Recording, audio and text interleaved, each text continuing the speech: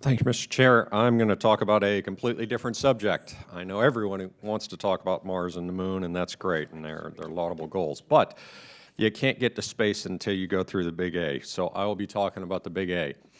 Aeronautics is now about $700 million. I noticed in Dr. Stofan's comments, I read through them, and I appreciate her bringing up the X-plane program and bringing up all of the things that we can do. General Stafford, I will go with you first. We now have a new Aviation Horizons effort where we have many X-plane programs that are coming online. The X-57 is the new designation, but the big one that I'd like to talk about is the low-boom supersonic demonstrator, because we've been flying across this country at 0.8 Mach for as long as we have flown across this country. And I would hate for my children, who are now in their early 20s, to be my age someday and say, hey, we're still flying across this country at 0.8 Mach. And I think that that would be one of the great achievements that we could do, that NASA could do, to prove this, to lower the supersonic boom down to the 65 decibel or lower, so that we could remove this archaic 1973 FAA law and really do something. So we could travel across this country at 1.8, 1.9. And think of what the economic boom that would be, that people could get to their destination 2 hours quicker that are going across the country. So just your opinion of that, General. Well, Congressman Knight, I think you've made a very valid point, in particular not only across the country, but across the ocean. Sure. And I've been fortunate to fly the Concorde many times, and so I think you're right on. I'd like to remind the committee that Congressman Knight's father was a classmate of mine in a test pilot, Air Force test pilot school, and he flew the X-15, and he set a couple of world records that still stand. So we're very proud of your father, Colonel Pete Knight. But your X program, I think, is very valid, sir. Thank you. And Dr. Stofan, if you have any comments on that?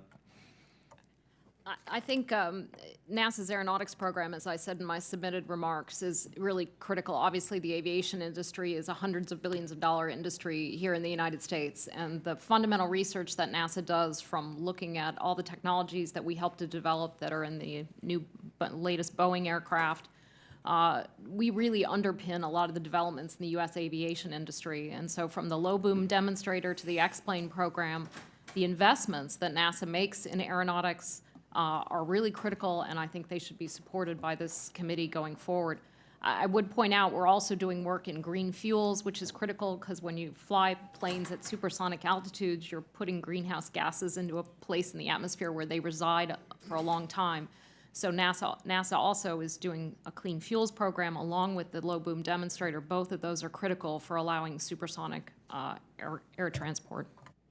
Absolutely. And I wanted to bring up just another point. I know that that Mars and the Moon are the big goals. They are. And I think that the way we get to those big goals, and I think Dr. Schmitt said it, that you've got to lay out the goal, and you've got to say that we are going to do this by 2032, or we are going to set this, and we've got to fund it every year. That is Congress's mission, is to fund it every year.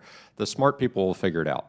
NASA is way ahead, and I know that they can accomplish these goals. But if we don't fund it every year, and if we don't have a mission through administrations, we will not get there. It will be a start and stop, just like we have done with many different programs. And I bring up hypersonics that we have worked on for the last 50 years in start and stop issues.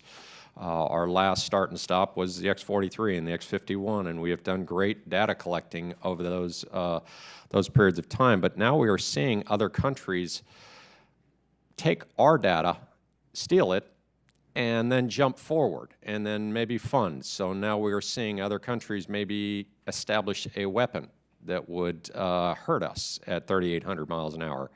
And so those are the things that NASA is also got to be very cognizant of when we do these budgets, is that the big items are the big items, but there are also many, many items that accomplish missions. And my time is... Congressman, if I could. Yes, sir. I have suggested, and I think that the implication of your remarks is that aeronautics is terribly underemphasized And one way in which you might assist the refocusing of NASA is to recreate the equivalent of the old National Advisory Committee on Aeronautics, NACA. I firmly agree. And let it stand on its own, and I think it can stand on its own. From Apollo on, NACA programs contributed a tremendous amount to Apollo, but then aeronautics research in general began to decline under those pressures. And I'd like to see a whole new emphasis in aeronautics, and I think you can do it with with recreating an agency that has that focus. I like focused agencies, I really do. Congressman Knight, the one thing too that they need to do is coordinate with the Air Force Research Lab. I think this is a great way for cooperation.